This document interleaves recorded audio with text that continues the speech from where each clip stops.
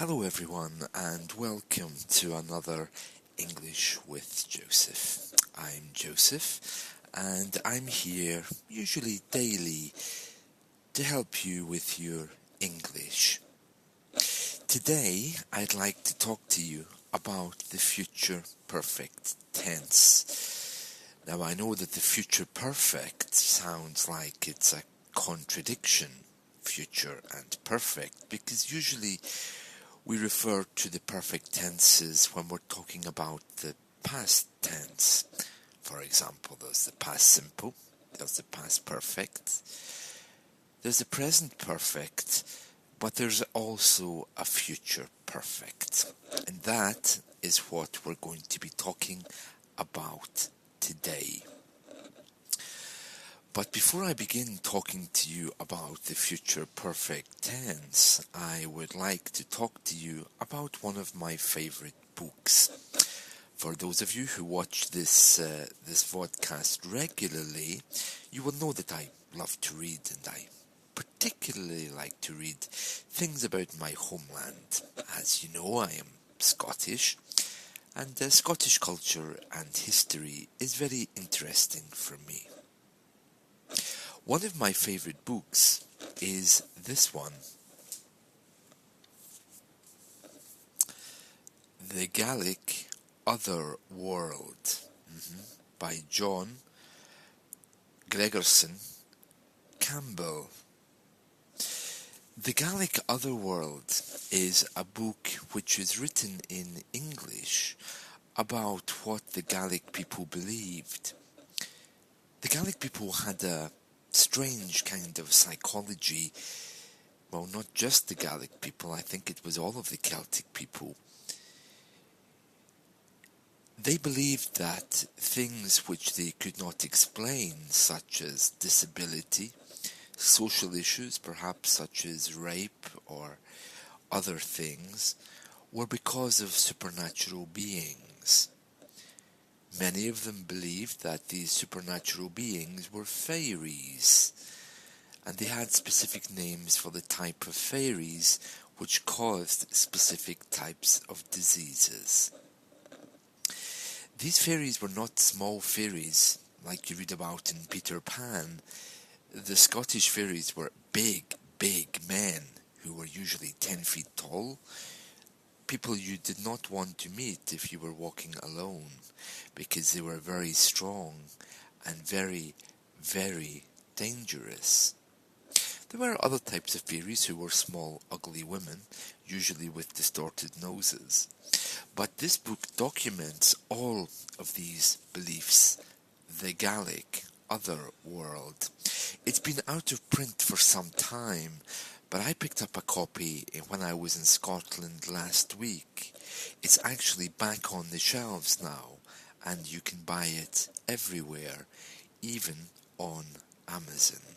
The only thing I would say though, it's a little bit pricey. It costs £25, but it's a very good book if you're interested in early forms of psychology, because these people created beings and then put them into real life. They projected these beings and made them real. Very interesting. And mixed in with that was also their belief in religion. Well, anyway, that's my tip for today, my favourite book, which I will begin reading, and I'm so happy that it's back in print. I also picked up a few Gaelic books. Those of you who know me know that I'm a very keen supporter of the Gaelic language. It's one of my native tongues as well as English. Some Scottish people speak Gaelic, but most do not. Gaelic is a dying language and can be found only in some very small parts of Scotland now, although it's common to find Gaelic road signs all over the country. Okay, let's get on to the future perfect. Well, the future perfect is another tense in English. It's very interesting because it projects us into the future. Let me explain. The future perfect is formed usually with will, and have, and then some kind of past participle as well as the date that something is going to be done.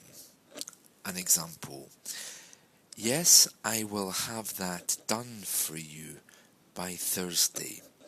I will have that completed for you by Saturday. I will have the project finished by Wednesday. Okay, so you can see the construction there. You have will have, the past participle, and then some kind of deadline. Tomorrow, 5 o'clock, Thursday, Wednesday, but some indication. So usually the whole sentence is formed by will have, the past participle, and then by and the time. Okay, I will have that completed by Thursday. I will have that done by Wednesday. Now, those of you who know much about the future tense, you know it can be formed in two ways.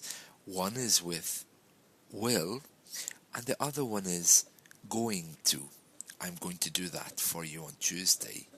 Okay, would be one way of talking about a future act. Okay, or I'm going for a pizza now. It's another way of talking about a future act, but you can actually use that as part of the future perfect as well. Okay, for example, as I said a moment ago, I will have that job completed by Wednesday. You can also say, I'm going to have that job completed by Wednesday.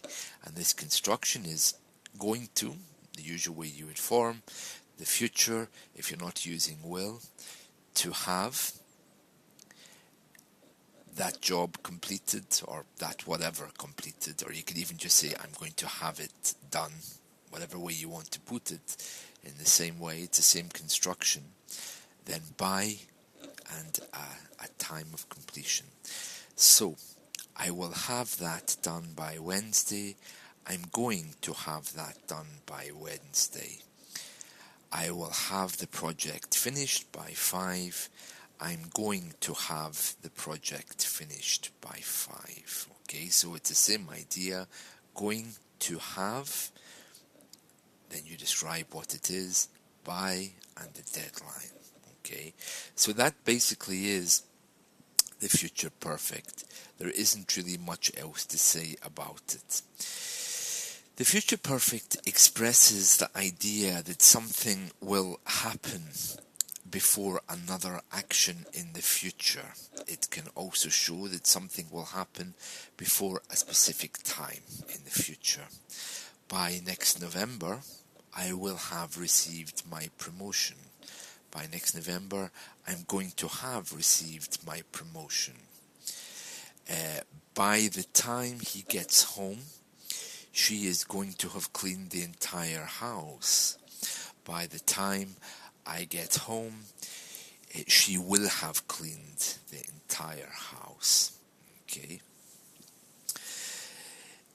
The second way that you can use the future perfect is when you're talking about something before something happens.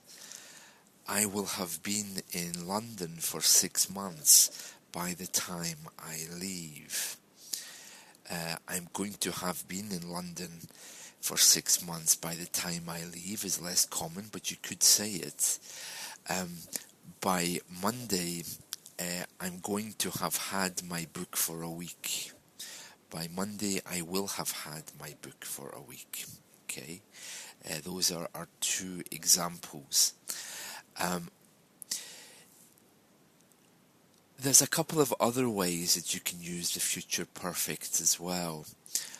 Like all future forms, the future perfect can't be used in clauses beginning with time expressions, such as when or while or before or by the time.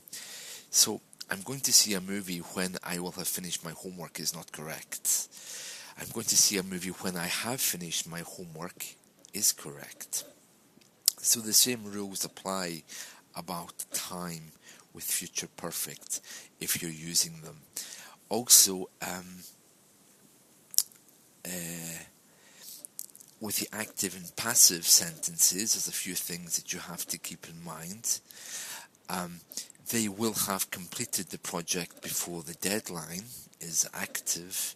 The project will have been completed before the deadline, which is passive. They are going to have completed the project before the deadline is active. The project is going to have been completed before the deadline, which is passive. These are just a few ways in which you can use the future perfect. It sounds complex, but actually it's not really. For more information, you're welcome to look in Google. One of the best pages I found to explain all of the uses of the future perfect is enclosed in englishpage.com/verb page/future perfect. That's a wonderful resource if you're researching this. Okay, but basically the idea is you're talking about a future event with a deadline using will, have, or going to have. Then you obviously have your description and you have by. Okay, well, I hope this has been helpful. I know it's a little bit complicated. So those are the various ways you can use the future perfect. As always, any feedback and any ideas that you have to include this or to improve this podcast, please do drop me a note if there's anything you want me to talk about or any other information that you would like to receive. My books are all on Amazon. You're welcome to have a look at those. And I hope to be talking with you again very, very soon. Thank you, and